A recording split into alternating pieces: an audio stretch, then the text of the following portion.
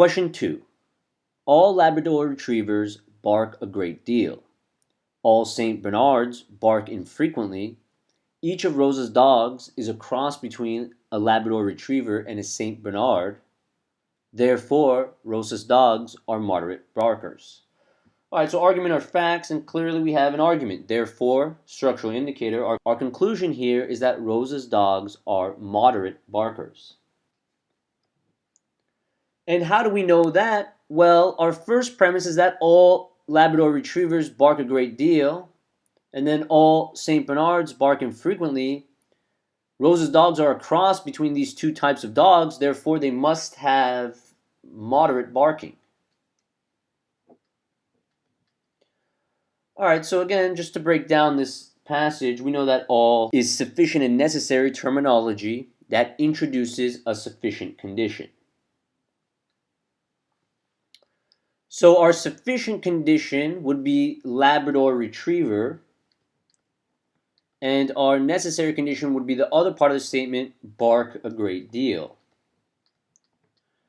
You notice the next sentence we also have all. So again, all introduces sufficient, so St. Bernard would be my sufficient condition. My necessary condition would be bark infrequently. So basically we have this spectrum of barking, and we have Labrador retrievers on one side and St. Bernards on the other. This is infrequently, whereas Labrador retrievers bark a great deal.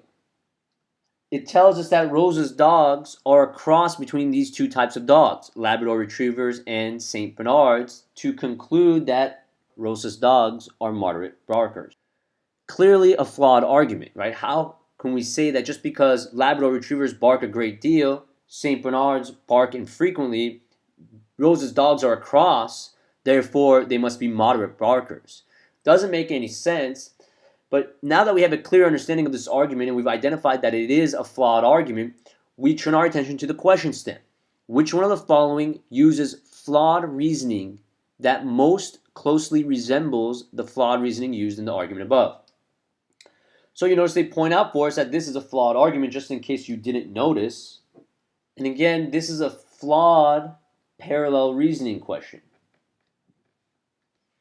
So now we're going to look for an answer choice that has this exact same flaw. Basically taking two sufficient and necessary conditions, right, where you have Labrador retriever, sufficient for barking a great deal, St. Bernard, sufficient for barking infrequently, then have a combination of these two sufficient conditions to conclude that for some reason we're in the middle of the necessary conditions. So let's take a look at A. All students who study diligently make good grades, but some students who do not study diligently also make good grades. Jane studies somewhat diligently, therefore Jane makes somewhat good grades. You notice that A, while flawed, is not the same flaw that we saw in the passage, so A would be eliminated. You notice all again introduces sufficient, so if you study diligently, you make good grades. It then tells us that Jane studies somewhat diligently, so therefore she makes somewhat good grades. And that clearly makes no sense. Just because you have somewhat of the sufficient condition doesn't mean you have somewhat of the necessary condition. But that is not the problem that we saw in our passage, so A would be eliminated. Moving to B. All type A chemicals are extremely toxic to human beings. All type B chemicals are non-toxic to human beings. This household cleaner is a mixture of a type A chemical and a type B chemical. Therefore, this household cleaner is moderately toxic. And you notice just based on structure, B seems like it's dead on. But let's make sure. Again, we know all introduces sufficient. So if you are type A, you are extremely toxic. If you are type B, you are not toxic. So again, we have this spectrum. We have type A, we have type B. Again, extremely toxic. while B is non-toxic, it then tells us that this household cleaner is a mixture of type A and type B to conclude that it is moderately toxic. And you notice that that is the exact same flaw that we saw in the passage. We took two sufficient and necessary statements, and then because something was a mix of the sufficient conditions, we concluded that we have the middle of the necessary conditions, right? Moderate barkers.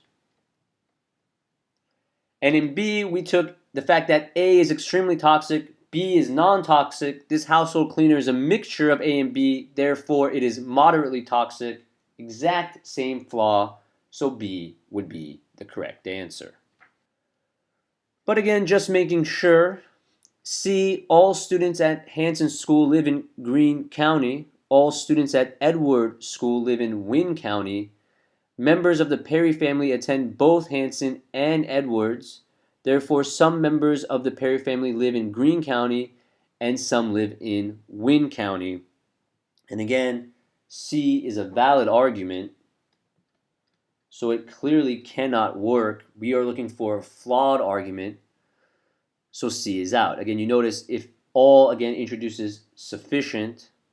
So if you go to Hanson School, that is sufficient for living in Greene County. If you go to Edwards School, then you live in Wynne County. Some members, right, of the Perry family attend both Hanson and Edwards. So we have people at Hanson School. We have people at Edwards School. And it takes that to conclude, therefore, we have some members of the Perry family living in Greene County and some living in Wynne County. It's a valid argument. So C again would be eliminated just based on that. We're looking for a flawed argument. Moving to D, all transcriptionists know shorthand. All engineers know calculus. Bob has worked as both a transcriptionist and an engineer. Therefore, Bob knows both shorthand and calculus. And again, D is a valid argument. So how could D be the correct answer? Again, if you're a transcriptionist, you know shorthand. If you are an engineer, you know calculus.